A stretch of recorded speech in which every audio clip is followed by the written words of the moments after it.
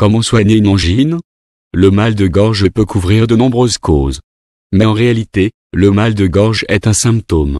Vous ressentez une douleur légère intense au fond de la gorge, près des amygdales ou du larynx, ce qui rend parfois la déglutition difficile. Le mal de gorge peut avoir plusieurs causes.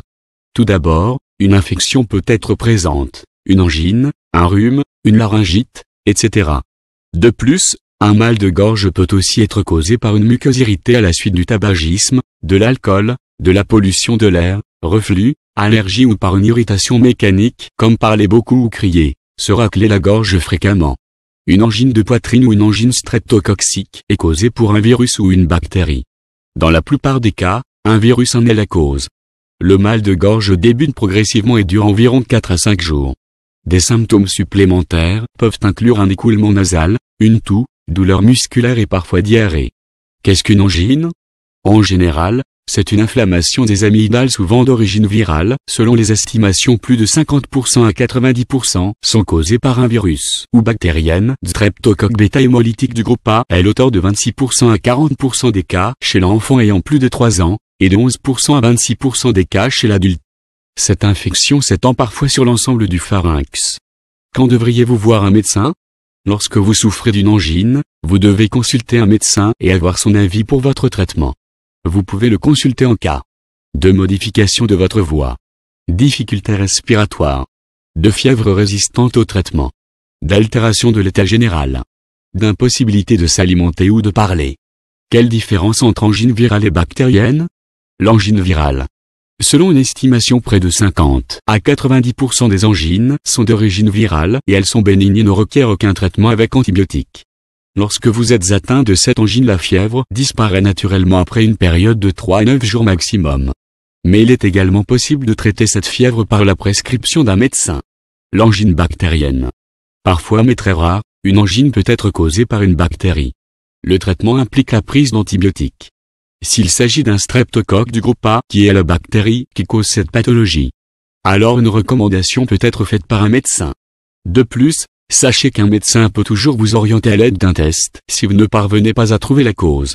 Ainsi, votre prise en charge repose sur la réalisation d'un score clinique, suivi impérativement d'un test rapide de diagnostic, TRD, de l'angine, qui est effectué rapidement par un médecin et permet d'avoir les résultats en moins de 5 minutes. Les différentes formes d'angine.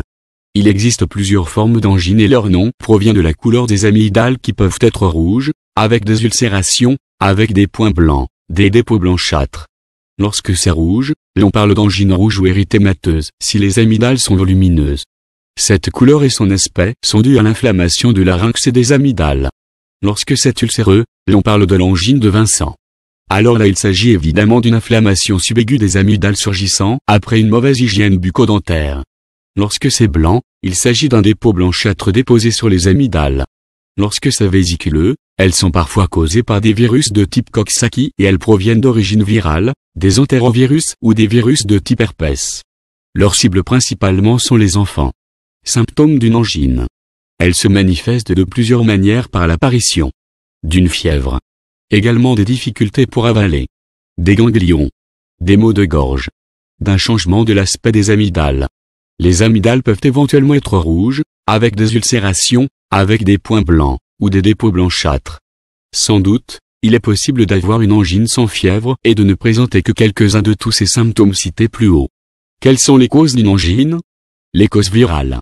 La plupart du temps, elle est due à un virus. La bactérie ou le virus est transmis par l'air, lors d'éternuements ou de toux, par contact avec des objets contaminés sur lesquels il y a eu des sécrétions provenant de la gorge, du nez ou par contact physique avec la personne contaminée. Leurs traitements ne doivent pas être effectués par des antibiotiques inefficaces. Les causes bactériennes. Parfois causées par un streptocoque bêta hémolytique du groupe A. Il est très rare de voir un enfant de moins de 3 ans présenter ces symptômes des angines bactériennes.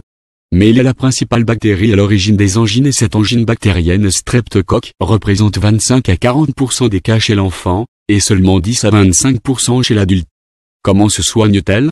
Les 2 points principaux pour le traitement d'une angine. D'une part, il s'agit de soulager les symptômes liés à l'infection des amygdales et du pharynx, douleur et fièvre à la déglutition, etc.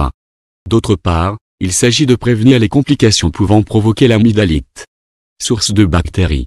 Par conséquent, Si l'angine est causée par une infection virale, le cas le plus fréquent, ou une infection bactérienne, streptocoque bêta-hémolytique du groupe A, une cause fréquente d'amygdalite bactérienne, la prise en charge sera complètement différente.